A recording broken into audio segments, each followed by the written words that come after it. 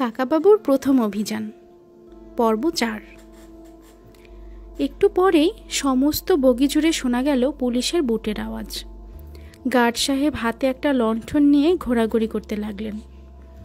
অনেক যাত্রী একসঙ্গে উত্তেজিতভাবে ডাকাতের বিবরণ দিতে লাগলো। কারো কথাই ঠিক মতন বোঝা যায় না। দুজন পুলিশ যখন এই কিউবিকালে উকি মারল, কাকাবাবু তখন ঘুমের ভান করে রয়েছেন। সন্তু আর জোজো বই খুলে বসে আছে। ডালিম কুমার আংটিগুলো আবার আঙুলে পরে ফেলে ঘুরিয়ে ঘুরিয়ে দেখছেন। পুলিশরা জিজ্ঞেস করলো, আপনাদের কিছু খোয়া গেছে? জোজো আর ডালিম কুমার বলে উঠলেন, না না, কিচ্ছু না। পুলিশরা আবার জিজ্ঞেস করলো, আপনাদের এখানে কেউ ঢোকেনি? জোজো বলল, কেউ না, আমরা কিছু টের পাইনি, বাইরে চেঁচামেচি শুনেছি। কি হয়েছিল বলুন তো? উত্তর না দিয়ে পুলিশরা চলে গেল। একজনকেও ধরতে পারেনি বলে তারা বেশ নিরাশ হয়েছে। ডাকাত ধরতে পারলে পুলিশদের বেশ লাভ হয়। বেশ কিছুক্ষণ পরে আবার চলতে শুরু করলো ট্রেন। কাকাবাবু উঠে বসে বললেন, যাক, বাঁচা গেল, আমাকে মিথ্যে কথা বলতে হলো না।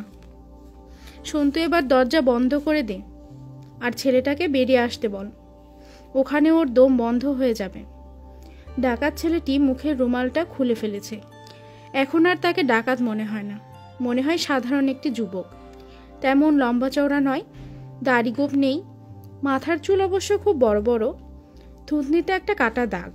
সন্তুদের পাশে সে বসল। ডালিম কুমার বললেন, রায়চৌধুরী বাবু, আপনাদের এই ভাইপোটি তো খুব সাংঘাতিক ছেলে। জুডো, ক্যারাটে ফ্যারাটে সব জানি। জাপানিদের কাছে শিখেছে নাকি? কাকাবাবু বললেন, না, নিজে নিজেই শিখেছে, বই টই পড়ে প্র্যাকটিস করেছে। ওর ভরসাতেই তো আমি বাইরে বেরোই।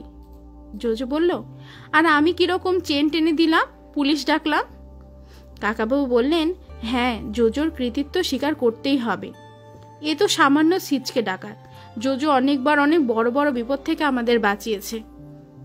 আচ্ছা ডালিম বাবু, আপনাদের যাত্রায় তো অনেক মারামারির দৃশ্য থাকে।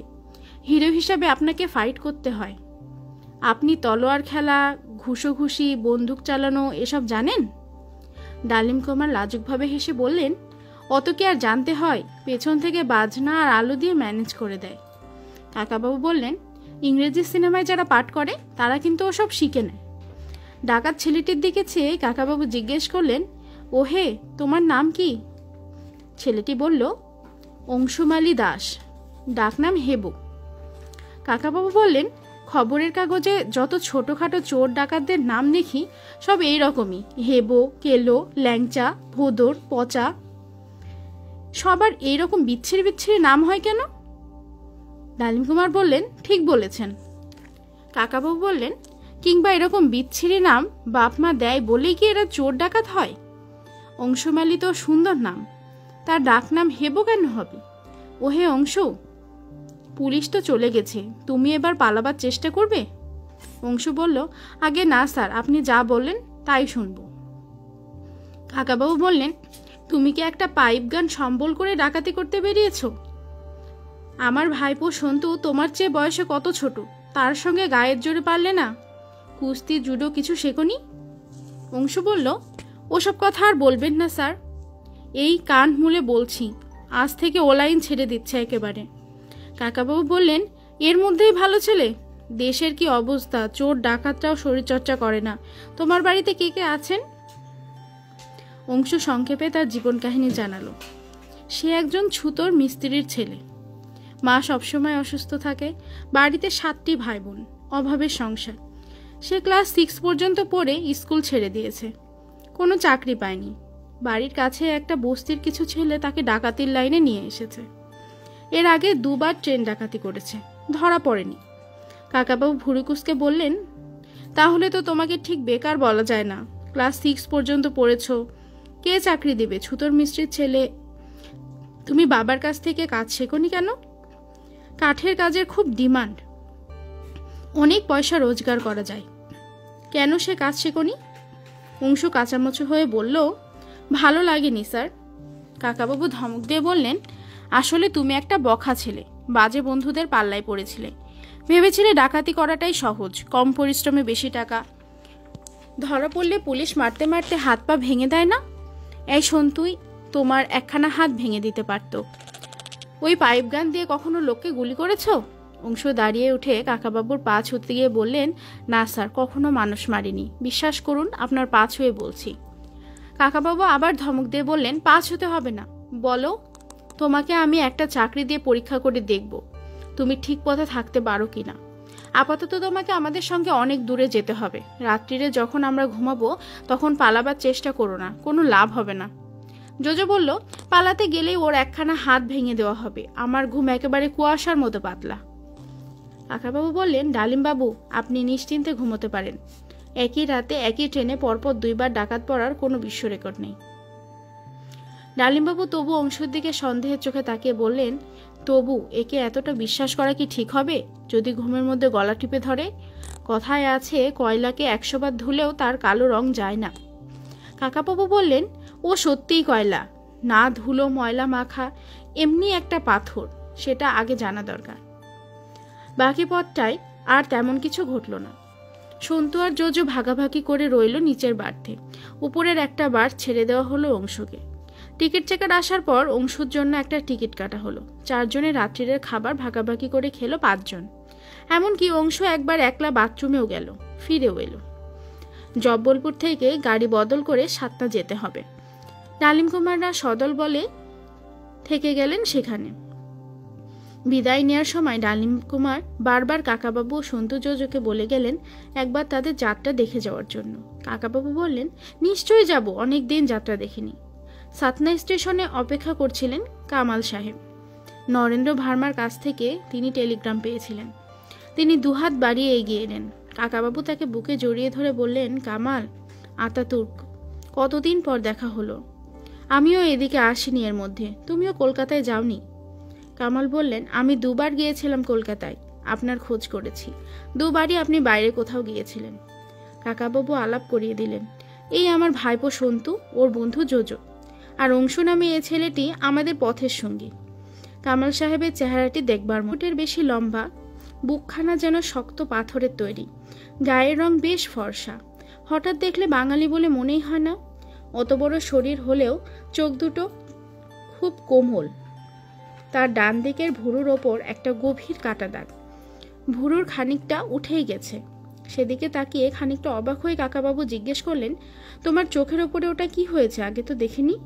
কামাল বললেন, ও একটা ব্যাপার হয়েছে কিছুদিন আগে, আপনাকে পরে বলবো। সবাইকে বাইরে এনে একটা স্টেশন ওয়াগনে তুললেন কামাল সাহেব।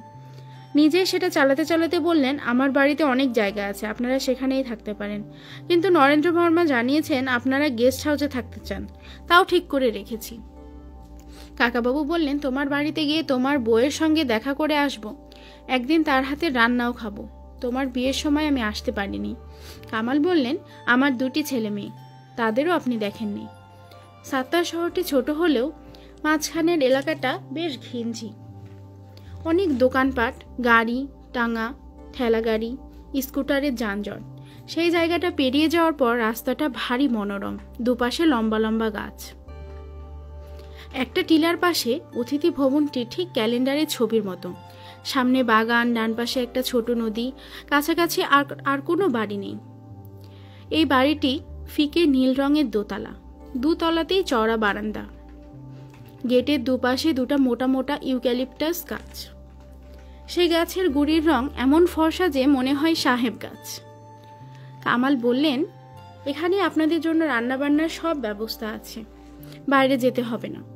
অবশ্য যখন ইচ্ছা বেড়াতে যেতে পারেন, সবসময় একটা গাড়ি থাকবে। 1 তলার বারান্দায় অনেক বেতের চেয়ার পাতা। কাকাবাবু একটা চেয়ারে বসে পড়ে আরামের নিঃশ্বাস ছেড়ে বললেন, আহ, ভারী ভালো জায়গা। এখানে আমাকে কেউ চেনে না, কেউ বিরক্ত করতে আসবে না, এখানে শুধু গল্প হবে। কামাল, তোমার কাছে আমরা গল্প শুনব। কামাল লাজুকভাবে হেসে বলল, আমি কি গল্প জানি? কাকাবাবু বললেন, আফগানিস্তানের গল্প এই ছেলেরা শুনতে চেয়েছে, এখন 1 কাপ করে চা খাওয়াও। কামাল চড়া গলা চড়িয়ে ইউসুফ ইউসুফ বলে ডাকলেন। একজন লোক এসে দাঁড়ালো। তার মুখে ধবধবে সাদা দাড়ি, চুলও সব সাদা, দেখলে বুড়ো বলে মনে হলেও চেহারাটা বেশ শক্তপোক্ত, টান টান, লুঙ্গির ওপর ফতুয়া পরা। কামাল বললেন, এই হচ্ছে বিখ্যাত ইউসুফ মিয়া, এর হাতে রান্না খেলে আর ভুলতে পারবেন না। এটা তো কোল ইন্ডিয়ার গেস্ট হাউস, বড় বড় সব অফিসাররা আসেন। তারা ইউসুফের রান্না খেয়ে অনেক সার্টিফিকেট দিয়ে গেছেন। ইউসুফকে কাকাবাবু হাত তুলে সেলাম জানালেন। কামাল হিন্দিতে জিজ্ঞেস করলেন, ইউসুফ সাহেবরা তো এসে গেছেন, আজ কি খাওয়াবেন? ইউসুফ বললেন, মোংলাই না ইংলিশ, কোনটা খাবেন বলুন? বাঙালি রান্না ভাত মাছের ঝোলও করে দিতে পারি। কাকাবাবু ছেলেদের দিকে তাকাতেই জোজো বলল, মোংলাই। ইউসুফ বললেন, তাহলে শাহি কাবাব, মুরগ মশলা, বাদশাহী বিরিয়ানি, রোগন জুস, মোট কোপ্তা। কাকাবাবু হাত তুলে বলেন, অত না, কোনো ভেজিটেবল নেই? আমি কোনো সবজি বা তরকারি ছাড়া খেতে পারি না, এখন একটু চা দিন আমাদের। কামাল বললেন, আপনাদের যা খেতে ইচ্ছে করে তাই অর্ডার করবেন। নরেন্দ্র বর্মা জানিয়েছেন আপনাদের কোনো খরচ লাগবে না, সব তিনি দেবেন, যতদিন ইচ্ছে থাকবেন। কাকাবাবু বললেন, এ যে দেখছি তোফা ব্যবস্থা, বহুদিন এরকম ছুটি কাটায়নি। কোনো ভাবনা চিন্তা নেই। কামাল, এখান থেকে পান্না কত দূরে? কামাল বললেন, বেশি দূর নয়, গাড়িতে নিয়ে যাব একদিন। কাকাবাবু বললেন, জানিস সন্তু, এখানে পান্না নামে যে জায়গাটা আছে? কাকাবাবু শেষ করার আগেই সন্তু বলল, পান্নায় হীরের খনি আছে, ভারতের একমাত্র হীরের খনি। কাকাবাবু বললেন, হ্যাঁ, সেখানকার মাঠে মাঠে ঘুরলেও হঠাৎ একটা হিরে পাওয়া যেতে পারে। দেখ যদি তোরা হিরে আবিষ্কার করে ফেলতে পারিস। জোজো উৎসাহের সঙ্গে বলল, সেখানে কবে যাব? কাকাবাবু বললেন, আজ বিশ্রাম, আজ কোথাও না। ইউসুফ একটা ট্রেতে সাজিয়ে 5 কাপ চা নিয়ে এলেন। কাকাবাবু একটা কাপ তুলে চুমুক দিয়েই বললেন, এ কি, এ যে দেখছি বাদশাহী চা, শুধু দুধে তৈরি, এলাচ দারচিনিরও গন্ধ আছে। কামাল বললেন, আপনাদের জন্য স্পেশাল। কাকাবাবু বললেন, ইউসুফ সাহেব, এ তো সব বাদশাহী খানাপিনা আমাদের সহ্য হবে না, আমরা সাধারণ মানুষ। আমাকে খুব কম দুধ চিনি দিয়ে পাতলা চা দেবে, আমি ঘন ঘন চা কফি খাই। কামাল উঠে দাঁড়িয়ে বললেন, আপনারা তাহলে এখন বিশ্রাম নিন, আমি সন্ধ্যের দিকে আসব। কাকাবাবু বললেন, সেই ভালো, সন্ধ্যের পরই গল্প জমে। আর হ্যাঁ, ভালো কথা, এই অংশু নামে ছেলেটিকে একটা চাকরি দিতে হবে, একটু খোঁজখবর নিও তো। অংশু চা শেষ করে বাগানে ঘুরছে। কামাল চলে যাওয়ার পর কাকাবাবু ডাকলেন, অংশু, অংশু। অংশু সাড়া দিল না। কাকাবাবু আবার ডাকলেন, ও অংশু, এখানে একবার এসো, একটা কথা শুনে যাও। অংশু তবু ফিরে তাকালো না। কাকাবাবু ভুরু কুঁচকে বললেন, কি ব্যাপার, ও শুনতে পাচ্ছে না? জোজো বলল, বুঝতে পারছেন না, ওর নাম অংশু নয়, আমাদের কাছে মিথ্যে নাম বলেছে। কাকাবাবু বললেন, তাই নাকি? সন্তু, ওকে ডেকে আনতো। সন্তু দৌড়ে গিয়ে ছেলেটির হাত ধরে নিয়ে এলো। কাকাবাবু বললেন, তোমার নাম অংশু, অংশু বলে ডাকছিলাম, তুমি শুনতে পাওনি? ছেলেটি বলল, আপনি যেন কাকে ডাকছিলেন আমি বুঝতে পারিনি যে আমাকেই। হঠাৎ সে থেমে গেল, কেমন যেন করুণ হয়ে গেল মুখের চেহারা। তারপরে আস্তে আস্তে বলল, অনেকদিন আমায় কেউ ওই নামে ডাকেনি, সবাই হেবো হেবো বলে, আমি নিজেই ভুলে গিয়েছিলাম। কাকাবাবু বললেন, তোমায় কেউ ভালো নামে ডাকে না? অংশু বলল, না স্যার, পুলিশের লোকও আমাকে ওই নামেই জানে। কাকাবাবু বললেন, একটা ভালো নাম যখন রয়েছে তখন কেউ সে নামে ডাকবে না, এ ভারী অন্যায়। এখন থেকে তুমি হেবো নও, এখানে তোমার ও নাম কেউ জানে না, এখন থেকে তুমি অংশু। নিজের মনে মনে বারবার বলবে, আমি অংশু, আমি অংশু, আমার নতুন জীবন শুরু হচ্ছে। অংশু মাথা চুলকে বলল, স্যার, আপনি আমাকে একটা চাকরি দেবেন বলেছিলেন। কাকাবাবু বললেন, ওসব কথা পরে হবে, তোমার পুরো নাম অংশুমালী, এ নামের মানে জানো? অংশু কাচুমাচুভাবে বলল, আগে জানতাম বোধ হয়, এখন ভুলে গেছি। কাকাবাবু বললেন, কি কাণ্ড, একজন মানুষ নিজের নামের মানে জানে না? কাকাবাবু জোজো আর সন্তুর মুখের দিকে তাকালেন। জোজো সঙ্গে সঙ্গে বলল, অংশু মানে চাঁদ। কাকাবাবু হেসে বললেন, আন্দাজে ঢিল মেরেছ, হয়নি কিন্তু। অংশু মানে কিরণ বা রশ্মি। অংশুমালী নামে যার কিরণ আছে বা রশ্মি আছে। চাঁদের কি নিজস্ব রশ্মি বা আলো আছে?